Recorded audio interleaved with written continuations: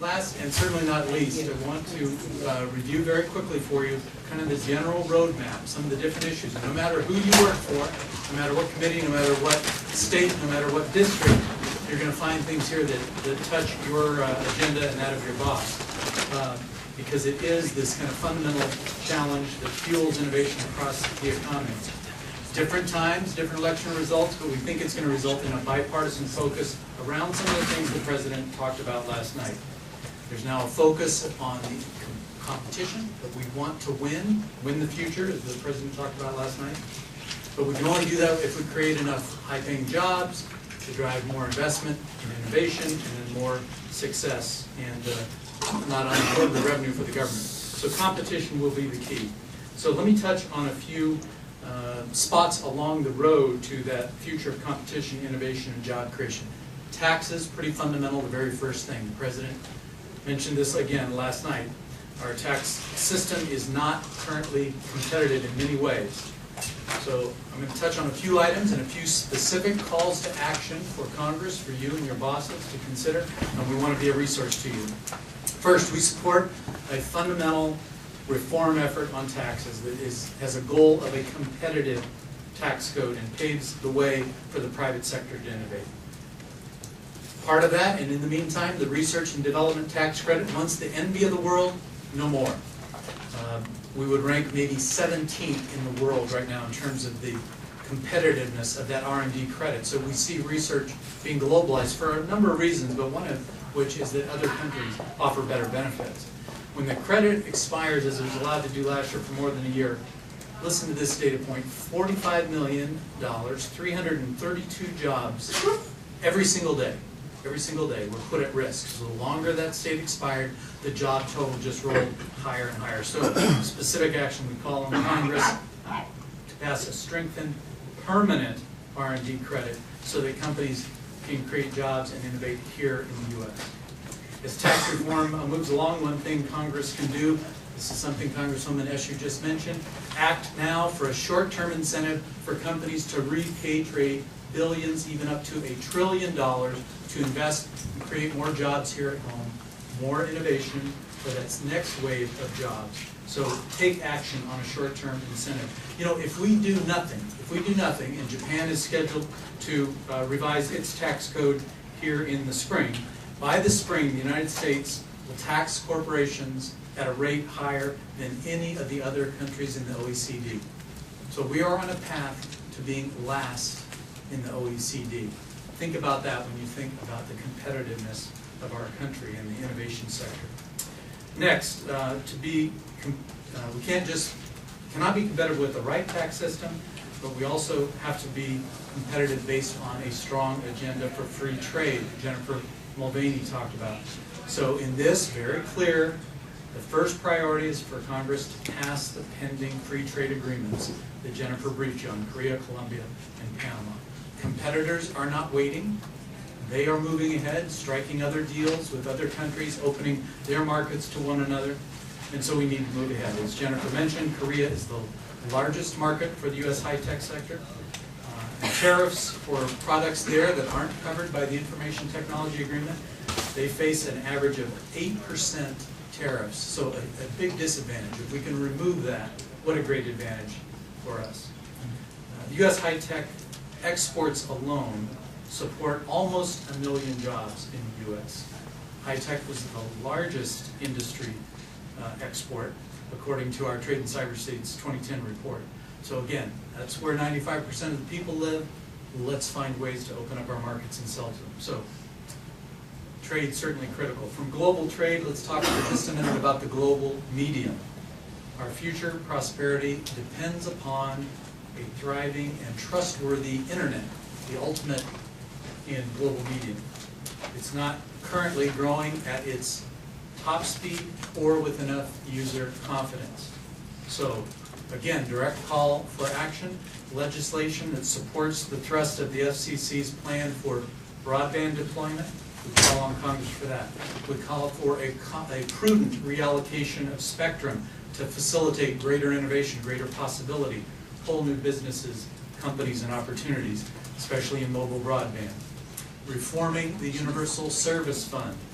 should be a must-do for this Congress.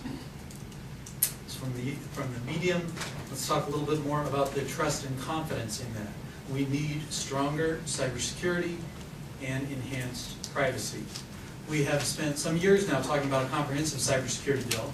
We have not been able to get that across the finish line. Industry has supported those efforts time and again. In the meantime, very good, smaller ideas that would be real progress for the security of cyberspace and the use of cyberspace by government have not been taken up and not been finished. So now is a good time to take a pause and let's take progress where we can get it. So we urge this Congress to consider legislation put forth in the last Congress that would strengthen the security of the government's own systems, its networks and data through the Federal Information Security Management Act, FISMA is the shorthand you'll hear buzzed among staff. So we call for passage of FISMA. We call for establishing national requirements for dealing with data breach when a data set has been breached. Again, national requirements that are reasonable and effective. And then third, we call for aiding for government to be involved in building the future workforce for cyberspace. Much of this, again, embodied in legislation from the last Congress. And in some of those other areas where we weren't able to reach agreement, we'll stay engaged and urge further consideration. More security, but then you need more confidence. To promote consumer confidence, we support a privacy regime that provides consumers with reasonable choice and control so that we can spur more innovation. We need to pass some rules and a regime that recognizes the need of consumers, but also recognizes the need for innovation and new models and new opportunities.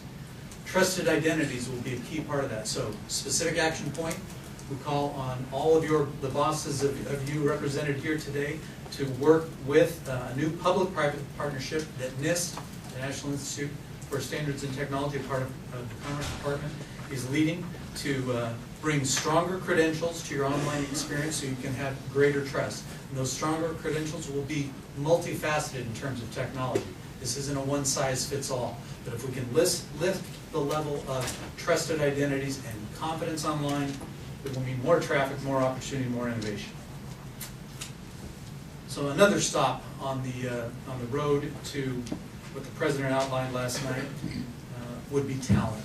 Innovation ultimately is not possible without the human capital involved. America needs the best and brightest at home, but also occasionally from abroad. They would come here in some cases to study and then start companies and innovate or add value to innovations underway at companies already. So high-skilled immigration reform is a must for this Congress. We must address the challenges and limitations that skilled industries and employers face with non-immigrant visas and permanent resident visas. Also work to be done to promote effective and transparent visa processing, adjudication, and reporting. So human capital, certainly a stop along the road. Human capital, another critical one, intellectual capital. So there's plenty to do there, but also plenty of agreement about ways to improve the patent process, and we need to move forward with those improvements. Intellectual capital, human capital, one of the hot topics that the President talked about last night, also energy efficiency, green, smart. Those are going to be the future for this country as well. So it is imperative that we not decimate some of the investments and research that's going on around smart grid and smart systems and other innovative green technology research. Not just because this will be an area of competition and jobs, but because ultimately it saves energy and saves natural resources and makes us more efficient so that capital can be deployed for yet another innovation. Another stop along the road is government research and development.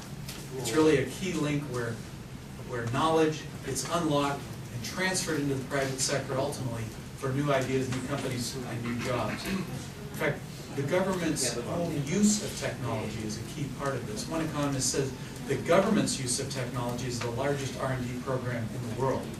And that's a good way to look at it because it is in itself a hotbed of American innovation. So last November, we applauded the administration when they came up with ways to improve the way agencies acquire and manage their technology. And we applauded their emphasis on a cloud-first strategy so that the U.S. might really lead in this new approach to movement of information. We formed a commission through our foundation that looked at ways to improve the procurement and use and management of technology, and many of those then were incorporated into the President's plan for his budget to be unveiled in a couple of weeks. So government technology acquisition and program management is a key, and we know that the workforce inside the federal government is not there today.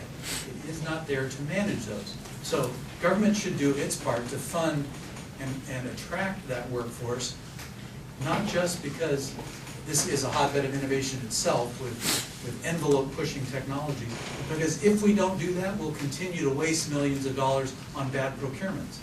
So whether you are a budget hawk or an innovation fan, we need to make sure we have smart buyers on the government side.